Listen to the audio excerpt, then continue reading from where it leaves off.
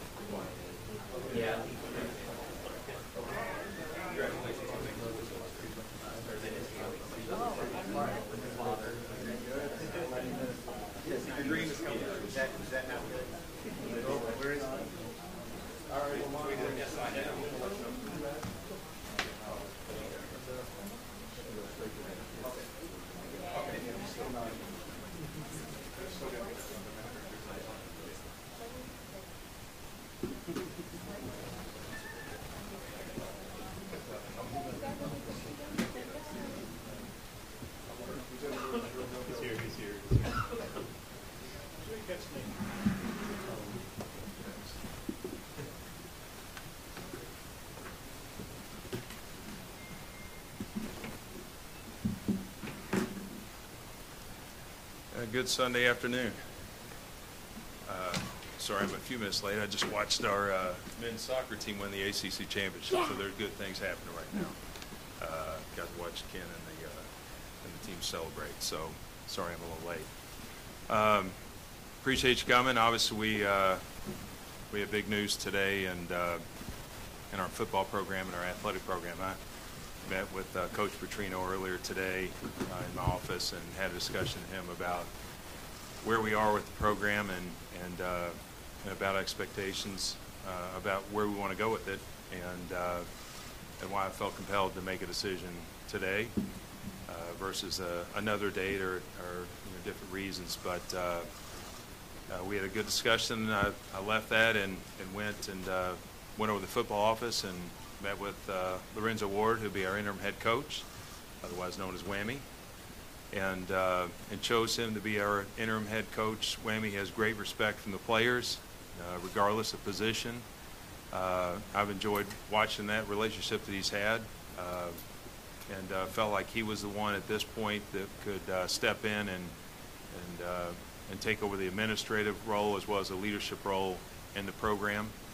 And we had a good discussion, so he obviously wasn't waiting for my phone call, wasn't expecting him, but we talked to him and met. And then following that, we had a series of meetings after that. We have four other individuals who are no longer with the football program. So Ryan Beard, L.D. Scott, Nick Petrino, and Andy Wagner. Three are coaches, and one is in a support role in the program. And I made the decision that I felt like, after making a decision with Bobby that related to three family members and then Andy, that for 2 weeks it wasn't worth them enduring any additional scrutiny that's already been out there while they've been in their positions, and I didn't feel it was worth the players having to deal with the additional distraction. So I made the decision that I thought it was best for those individuals, because I really like those individuals. It's not a personal thing, it's a business thing, and felt like for them and for us the better decision was to relieve them of their duties today and for us to move forward as a program. So after that, I've met with our players. We met in the auditorium and was clear about the decisions that were made, why those decisions were made, my expectations of them, what Louisville football means to this community, what our expectations are of them as players, my concerns. Obviously, I didn't belabor them, but noted my concerns around effort and cohesiveness, communication, etc. We had a very healthy discussion on that. It's a yes or no sir kind of audience, and a renewed enthusiasm in the room. And as they departed, everyone came up for a hug, and it was a good meeting, I'd say, good exchange. And then I'll circle back and have dinner with them tonight at 5 o'clock. As far as the coaching staff, I met with the full-time staff after that meeting, which I just wrapped up. They're clear on where we are, the decisions we made, again, similar to the conversation I had with our players, and my expectations on a turnaround immediately with this team, this very talented team, and how they need to get focused on North Carolina State this week. That we've provided the pathway for the students, our student athletes, to have a great week, work their butt off, but have a great time. And there's 2 weeks to do that, to really make a name for themselves as student athletes, and to some degree the coaches, but the players. It doesn't have to end on a bad note. We're 2-8. We don't have to be 2-10. It doesn't have to end that way. And even though people are writing that script for us, they can change that story. And it starts with them. And the coaches will support that, but we need the players to want to win and want to be here and enjoy football. And I want to see them enjoy football and had a great experience. And for the seniors that are here, we don't have a big senior group. But it's not fair to them to have to go out on this kind of note that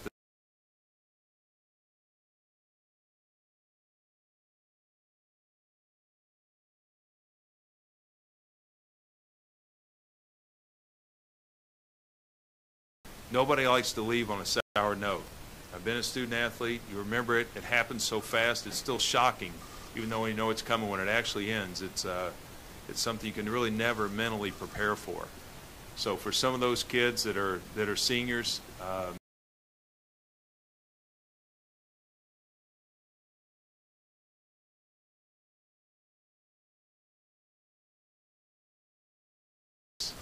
and in the same vein, they need to set an example for the kids below them. They need to set an example as a senior what it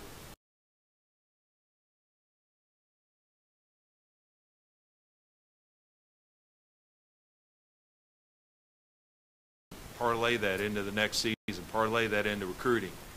And I think this is an opportunity in the last 2 weeks to have some positive things around the program, have some positive things with the kids, and even as it relates to those who would consider whether they were leaving the program or not.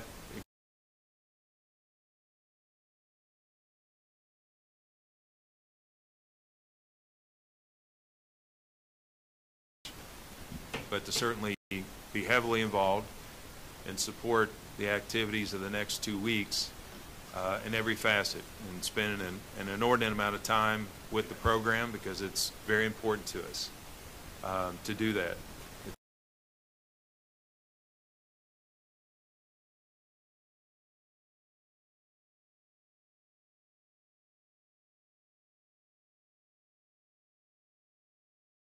Plenty of financial decisions that I've made, and you got to make the right wins, and the bowl games and all the fun that I've had as a fan and my family has been terrific. And whatever he does in his career from here, I'm sure he's not lost his talent, but in terms of what's happening in this program right now, it felt like we were in need of a change of leadership, and whether there was dollar signs or not attached to it, it's time to make that decision. And I made it with him today, and then made other decisions subsequent to that this afternoon. But we're going to get prepared for North Carolina State and no more. We're not talking about where we go and all the things ahead of this week. I spent my energy today on where we are, the state of the program, the expectations of the program for Louisville. And we know we're chasing Clemson in this conference on our side, and we got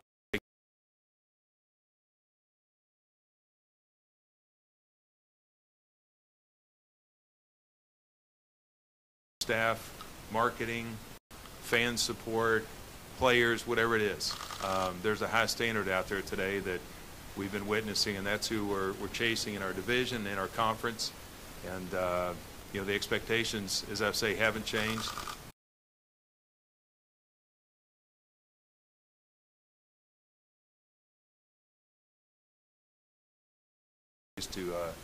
To get after North Carolina State. So with that, I'll open it to questions.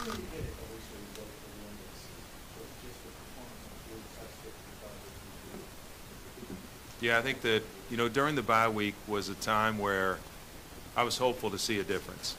You know, see an improvement, see a difference in the effort, the attitude, everything. And I think after 3 weeks,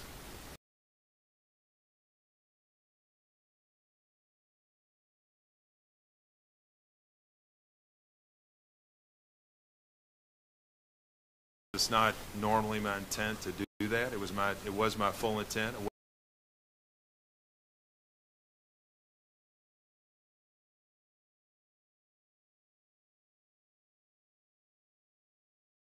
To change the timeline and let's try to reinvigorate the program starting now.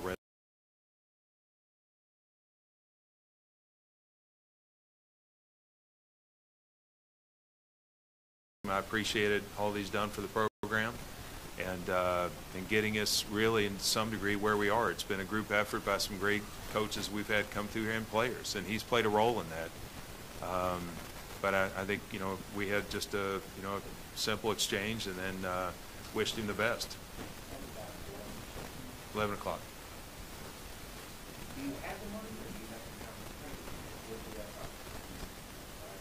No, I think it's part of the the budgeting process. I think everybody's pretty clear on what our balance sheet looks like and what our endowments look like and so forth, but it's a combination of things. When we came into this season, I think about where we are in the athletic department, and the balance sheet was one of the things probably that did concern me, on knowing that we had some liabilities going to be out there related, that we just taken care of, related to Tom and legal and NCAA otherwise. And it wasn't healthy.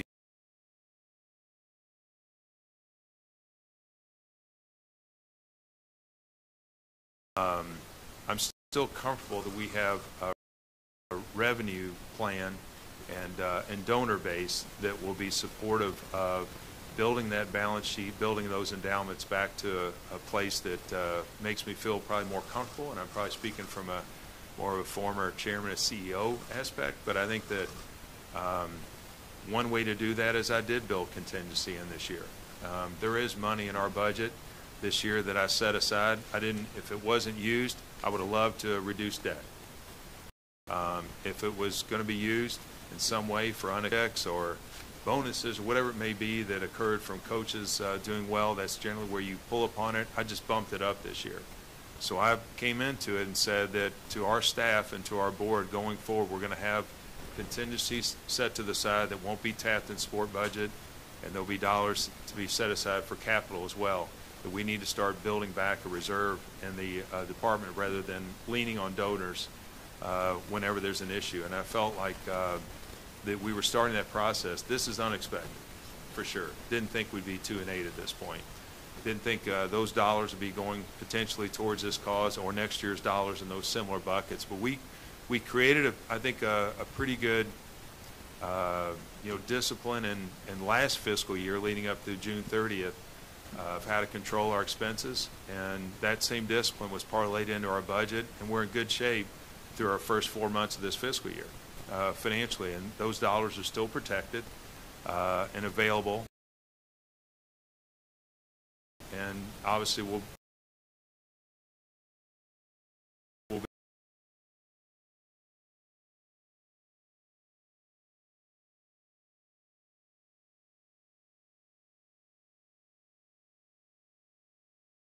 I think on our budget, and if frankly we took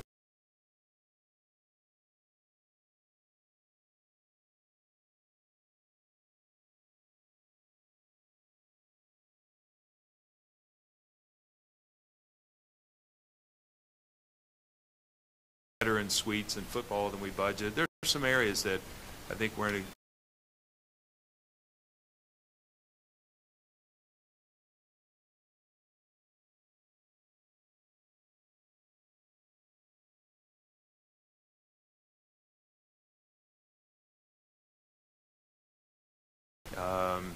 to handle that. And I think Jeff Spelker, our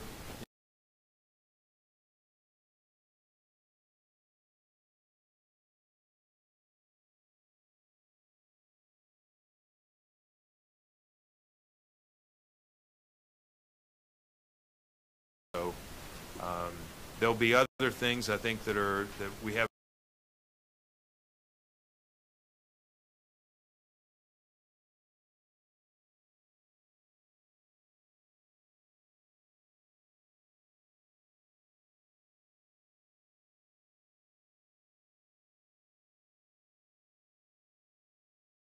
Vince, do you expect to pay Bobby his full buyout?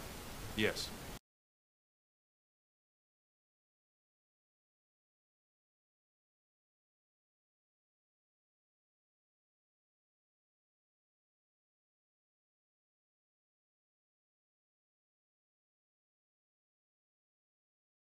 Because if you got great coaches, there's the potential for them being poached anyways. It's not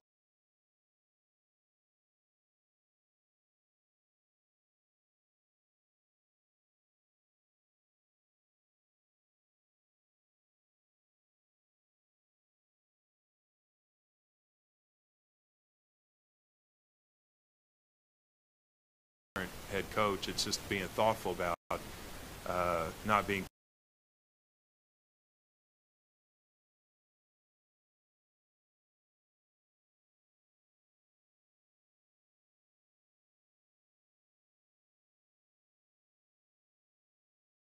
doing well and who's up and comers and that whole aspect, whether they be a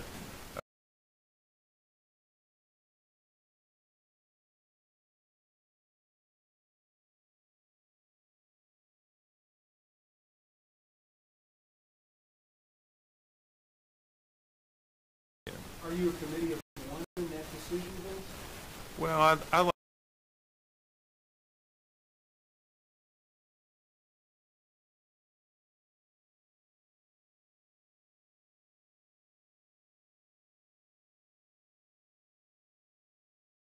wrapped up in the emotions of what they're currently doing or what they, the glamour of their resume, but it may not fit what we have here. And I think it's with going the most recent one with Chris, you got to find some I think fits what Louisville represents and our culture and what we're developing here, and I think that's pretty key. And so it'll be collaborative, but I'll certainly wear the referee shirt. A couple of players have already announced transfer, and then 12 others or so were thinking about it. What do you say to those guys, and you hope to get some people back? Well, I think all of them are thinking about it. They may have filled. Well, I think all of them are thinking about it. They may have filled their paper out. That doesn't mean they're gone. So I've been in contact with these kids. I'm close to our players, and with a lot of them, including the one, obviously in Jordan and Russ. I've talked to those kids, and so I'm aware of the situation. I'm aware of the decommits, the few that we had. Signing date's December 19th. It's not today. And kids haven't left school. They're enrolled through the end of the semester. So, they can make their decision. I think, as I said, I think it's time for them to decide what they want to do, and we'll circle back with those kids, whether it be who we're recruiting or who's thinking about whether they want to be a Cardinal. Is the $14 million that a lump sum, Jim, or can you stretch that out? No, that's over time. You know, how long? It'll be over the time. It'll be over the same term that it's valued at. That three years plus the end of this calendar year here. You talked a little bit about the mood of your meeting with Bobby. What was the mood when you went over to meet with the assistants and the other staff there at the complex? Yeah, I think they're trying to get their head around it, but fairly upbeat. These are real pros. This is the nature of the business sometimes in college sports, that there's coaching changes and the staff have ebb and flows. I don't think they're worried about themselves today. They're thinking about and should be focused on our players and the outcome here this week, and I'd say it was pretty upbeat. I mean, I think that they had some good questions, but I think I addressed all those points openly with them and made sure they were clear on my expectations of them. The two players who decided to go elsewhere, has that fallen Bobby at all? Did you factor that into your decision? Yeah, I don't know that all those things really. I don't know what went into them deciding to consider going elsewhere. We'll say that, rather than deciding to go. They haven't left. And but I think it's just watching a lot of things, Jake, in terms of there's a lot of dynamics. Certainly, players have, sometimes they vote when they do those things that I'm thinking about leaving. Where they want to come here, whether they're here and they want to leave, those things go into it. But I'm more concerned with who wants to be here, and making them have a great time when they're here and enjoy it. And I think you got to get on their backside and be hard on them and push them, whether it's in the weight room or in the classroom or on the field. But at the same time, they got to want to be here, or we're wasting our energy. What's the most sellable thing about this job right now when you left? Well, we've been a winning program, and I think we were, you guys have pointed out as much as anybody, and it's the obvious. 2 years ago, we were on the cusp of pushing towards to get into the playoff. We're not that far removed from that. I think facilities, we've improved. I think support, we're improving that and what we're doing, and the fan engagement, student engagement, no matter what it is. And I think that I think talent-wise isn't where we're playing.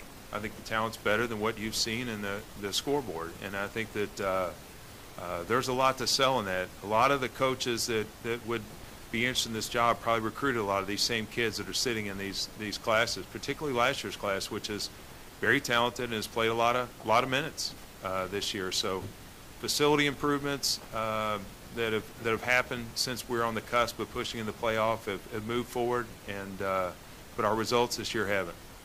Is that coach who won here for many years? What's your sense, considering what went wrong? Yeah, there's probably a number of things I could think about there, but the players aren't responding, and I think that's clear. I think that what you see and what I watch is, most of y'all know it sounds corny, but I watch the game the day after all the time and go through the film and just try to watch what I see, whether kids are standing up, whether kids chase pursuit, whether they stay in their lanes. If we got a house blitz, whether they're cutting a slant or laying off, all those things you can see an effort.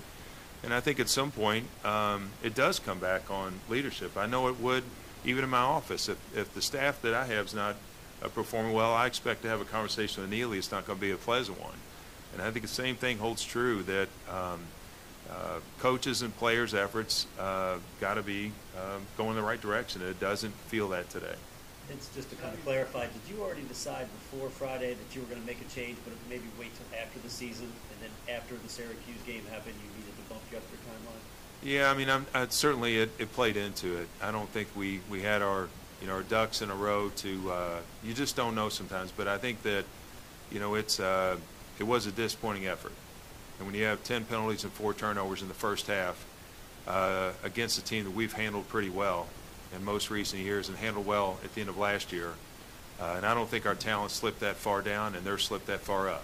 So at some point you gotta assess that, and that something's missing, and in this case I felt like we need to work with a different time frame, and it's today. But before that game, you were already going to make a change, but wait till after the season. No, I don't know that I was committed to that change. I was still hoping to see, but I would tell you that I was hoping leaving the bye week was the time frame that I felt we had 5 weeks to really assess where we are and kind of see where our staff is going to bring this program the last 5 weeks, and it wasn't moving in a positive direction the last 3. You said you were. Yeah, I'm wondering how you're going to balance being involved in the next 2 weeks with initiating the coach.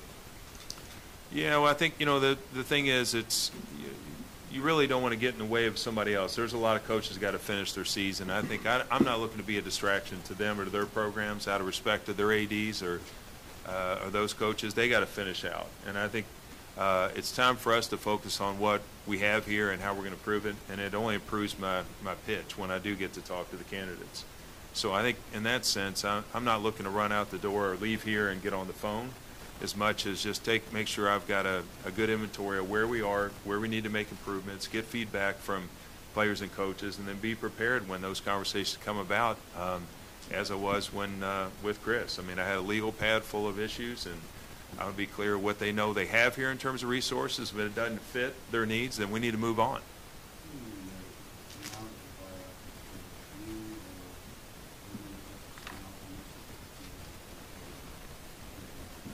No, I felt I had the authority and I had her support. We talked about it. We've talked about it, probably just a few weeks ago during the bye week, that I need to assess the program going on here. It's the white elephant in the room. We knew that we had significant economics tied if there were to be a change, but I told her in fairness this is the way I was going to view the program, and then I talked to her yesterday.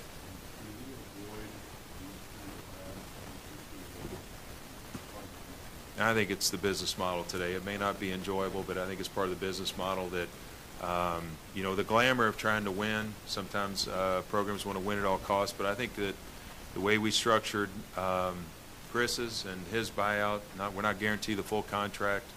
And his buyout, I don't think we're not going to be in a position where I'm willing to guarantee the full contract of any future head coach here on this type of. The magnitude of dollars is different today than they were 5 years ago, 10 years ago, where people guaranteed full contracts. And I don't know how much is enough for people. But I think that I also recognize I don't want to short the program. But that's a fine balance that I have in knowing how far I think the Louisville program should go, and what we have available that they should want. And if they don't want to be here and the buyout is the sticking point, then they don't want to be here. It's as simple as that. That this is what we have to offer. I think it's a terrific package to offer, and that if it's all about what their buyout is to leave, on their terms or our terms, then we've got the wrong people. It's just a couple million or so this year that would be available out of the total contingency. The total contingency is a larger amount, it's about half of that I had set aside for rainy day fund, but it certainly wasn't targeted for this rain cloud. Vince, how much weight did you put in comments from the fans, whether it be in person, social media, leading up to this decision? Well, I don't know that I think that the fans certainly play an important role.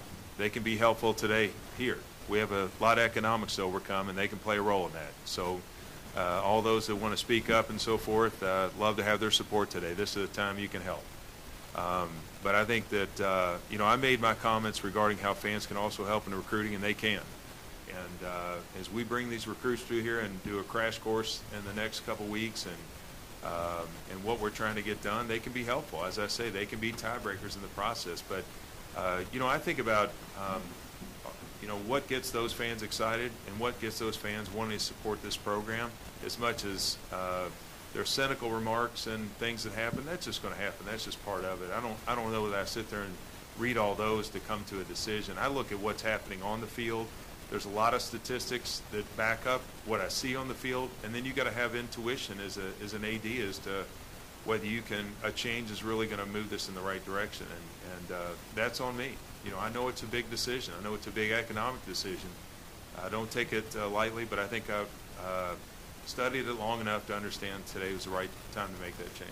The recruits that are currently, how do you result of holding those scholarships, or if you lose the next coach and 10 days, Yeah, I'd say it's similar to what happened to basketball. Again, I hate keeping the reference at, but it's recent history. I stay in touch with what's happening. Today I'm recruiting our current players. Right? I think that's much like basketball and going through the end of the season and the ACC basketball tournament. I feel like we're in a similar mode. I want to recruit the current players and let them be clear on what we're trying to get accomplished. Why they came here is still intact, and their expectations can still be met, while our expectations of the program can still be met. And again, I don't think we're that far away. I really don't. I don't think that talent-wise that we've got enough to win with, and I think you can see in this on the younger end of this that there's a lot to build on in terms of skill, and I'm excited about that part of it. But we got to draw it out of them and teach them what it's like to play their ass off in a Cardinal uniform. Based on this recruiting and current players, do you think you're winning that argument after your first meeting with them this afternoon? Yes. Did you or anyone else in the determining next week yet the option to fire Bobby Petrino? No. Yes, individually.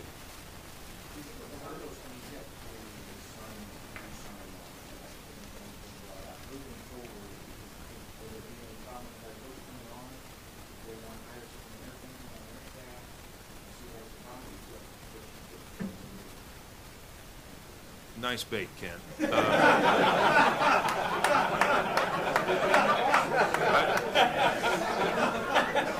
Not sure why you were so subtle, but no, I think you do have to weigh these out. In the end, the way our nepotism policy works is you put it together, and effectively it's like the trainer in football. They're supposed to report to where I have AD oversight. And, this is something that, I walked into. We are where we are. I think I was clear with Bobby and the guys on, how that works. They know how it works. It's in terms of what goes with that. There's also a high standard that, you got to be careful there's not a double standard. You don't want that. I don't think we really had that going on. But I think in terms of going forward, I'm not afraid of it. It's in sports where you see where there's relatives in there. But I think you do got to weigh the magnitude of how many and what roles they play. And but I'm more interested in stacking up our staff's experience and qualifications against those teams we're competing with and how we're going to compete for a national championship. And I think that's is important to me, and whether they are capable and have a resume to be a part of the Louisville football staff or any coaching staff here. You are now into this job. How important is a successful football program to this entire athletic program, having fans in the seats every Saturday? I think it's important to the community. I think it's important to the university, and certainly to the athletic program. It plays a big role in our revenue base. It plays a big role in the ACC. The sports, I think it's going in a great direction. I love the what goes on with the playoff, but it's definitely significant to us. You can look at our income statement, and see what it is. We wouldn't have invested over $60 million in the expansion if we didn't think it was important, and we wouldn't pay our coach the level we have if we didn't think it was important. It's definitely significant, and it's material to our success overall as a department. Do you think the level of nepotism affected Bobby's job? I don't know. I'm not sure I'd say that. I think that's probably getting deep in the weeds, but I think he's got these kids know football. Nick knows that playbook inside and out, and I think he'll go on and do great things. They're all going to be coaches going forward. I don't see any of the three changing their career paths, and I'm going to be supportive of their career path. I just didn't think this next 2 weeks was worthy of them having to endure what's likely to come. So, but from that, I was clear with all of them on how I felt about them and their career and their next steps, and I wished them the best, and we'll be here as a reference. Did you have a conversation with Dr. Moody when you said what was serving? Not today. Neil and I spoke last evening. Vince, there is a large portion of this fan base that really wants one guy for this job next. Do you feel the pressure in a couple weeks to make sure that you at least reach out to him? No, I don't even want to get into it, Kent, just because I hear it. I mean, obviously, I know it. I know all the tie-ins that Jeff has with Louisville. I know the tie-ins that he and I have with Trinity. I've heard it all, right? But I still, that doesn't mean he wants to be here, and I don't, I just don't think it's worth speculating until we get to the end of the season and think about who's out there. But I obviously, this is a great. I got a great opportunity to sell a great program, and but I want to be clear that this isn't a hire out of convenience. This is one we need to have that really wants to be here and is going to win here. Would you feel comfortable hiring a coach before that coach is actually involved? Well, I think you have to some degree. If you can, that's the better alternative because you have signing date on December 19th. And I'm not saying history is going to replicate itself from last year. The first early signing period we've had in football was the December 20th last year, the 19th this year. 20 of our 25 kids signed last year on that date. So that weighs in the back of my head. I don't know that that's going to happen at the same rate. Call me wrong in a couple weeks or a few weeks, but I'm not sure at the same rate that'll happen. I think last year it was a little bit of a nuance, first time pressure. Kids are thinking about musical chairs. They get left out if they don't get on the train with one or the other. So it'll be interesting to see whether it does repeat itself again this year. I guess maybe that it won't go to that extent, that we'd have 80% of a class signed on the signing day. We might. Other schools might. But I do feel like you better get pretty far down the path with your efforts, and it'd probably be better than worse to have them signed by the 19th. Is December the 19th a line in the sand for you to make a hire, or are you flexible? No, I don't want to pin myself to a deadline. I think we just got to find that right, person, that right role, and this one is a little unique. That we weren't thinking about this. We thought, Bobby was going to be successful, be here a longer time, without a doubt. But I do have a list in mind. I think that we'll further vet that. I'll spend a little more energy on it, but not certainly have any intentions to get in anybody's way to another program until the appropriate time.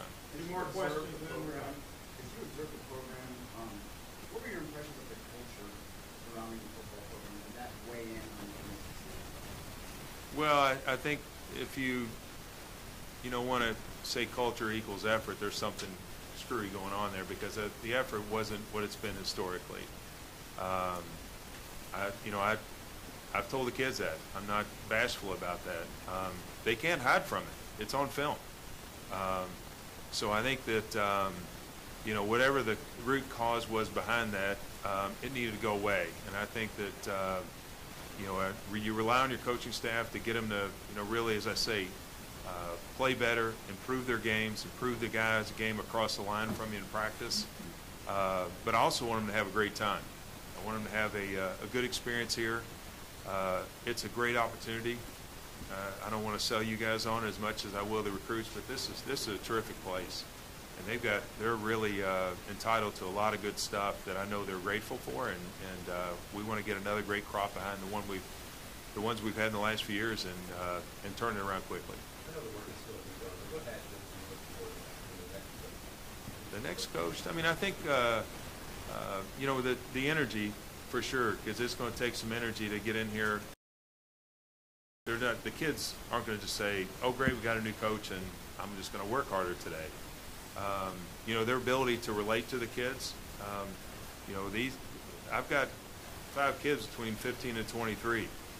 I assure you it's different than probably when I was 15 to 23, and I think you got to figure out how to, whether it's how you set up your recruiting process, what you do in your locker room, how it's set up, what you're doing, if you need a gaming room or whatever it is, how you relate to them, and you know, we've got to figure that out so that they know how much we really care about them and how much we want to win with them, and that they're the key. We're the stewards to their good experience here, but we need to bring in, you know, a coaching staff that's got the talent to foster that. But energy would be the first thing I think about. Thank you, everybody. Thank you.